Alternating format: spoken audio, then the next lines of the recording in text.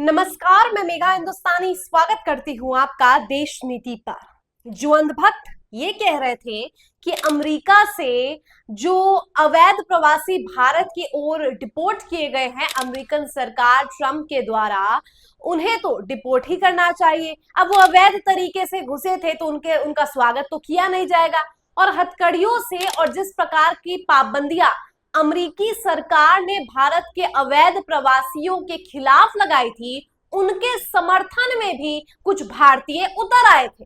उन लोगों का मानना था कि हाथ हथकड़ी तो बांधना जरूरी है, अवैध प्रवासी है, किसी को नुकसान ना पहुंचा दे।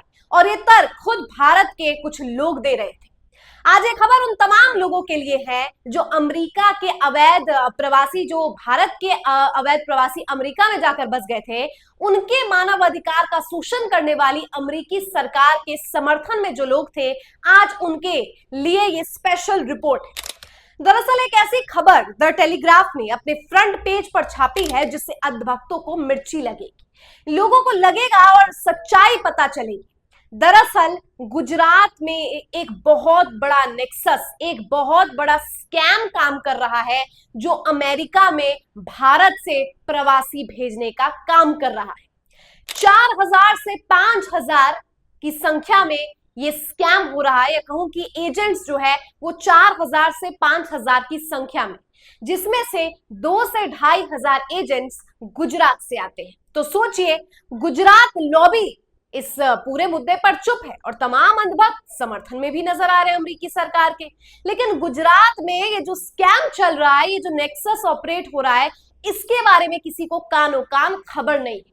और द टेलीग्राफ ने इसको एक्सपोज किया है कि कैसे गुजरात के एजेंट्स स्टूडेंट वीजा के नाम पर बच्चों को, लोगों को भारत से कनाडा के कॉलेजेस में एडमिशन दिलवाते हैं।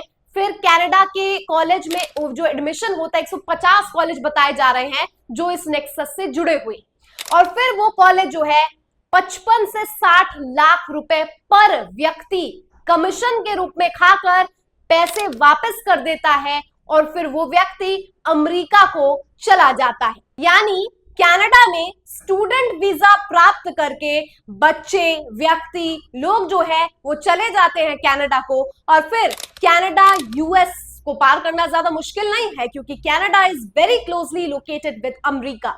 तो अमेरिका से इतना ज्यादा क्लोजली लोकेटेड होने की वजह से उन लोगों को बहुत आसान हो जाता है कि वो कनाडा से अमेरिका को रवाना हो जाए। और कहा जाता है कि ये स्टूडेंट वीजा वाला जो नेक्सस है वो डंकी रूट से ज्यादा आसान है। वो डंकी रूट जिसमें अलग अलग देशों को पार करते हुए अमेरिका में बढ़ा जाता है, जिसको कानो कान खबर नहीं होती किसी को। लेकिन स्टूडेंट वीजा के तहत जो है आपको बस पैसा देना है, एडमिशन करा दिया जाएगा कनाडा में, और फिर कनाडा से अमेरिका तो आप आसानी से चले जाएंगे।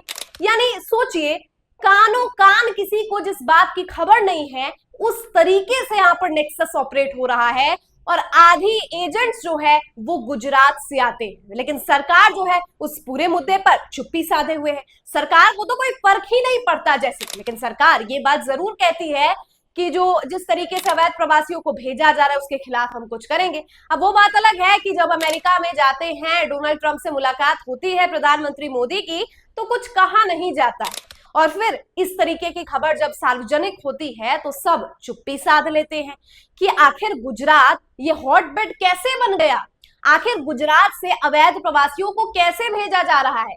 और ये पूरा मामला तब सामने आया है जब अमेरिका ने इलीगल माइग्रेंट्स डिपोर्ट करने शुरू किए हैं। जरा सोचिए, अगर अमेरिका ये कदम नहीं उठाता तो फिर तो इस बात की खबर ही नहीं पता चलती, किसी को ये बात ही पता नहीं चलती कि गुजरात वो राज्य है जो सबसे ज्यादा इलीगल इमिग्रेंट्स अमेरिका में भेज रहा है।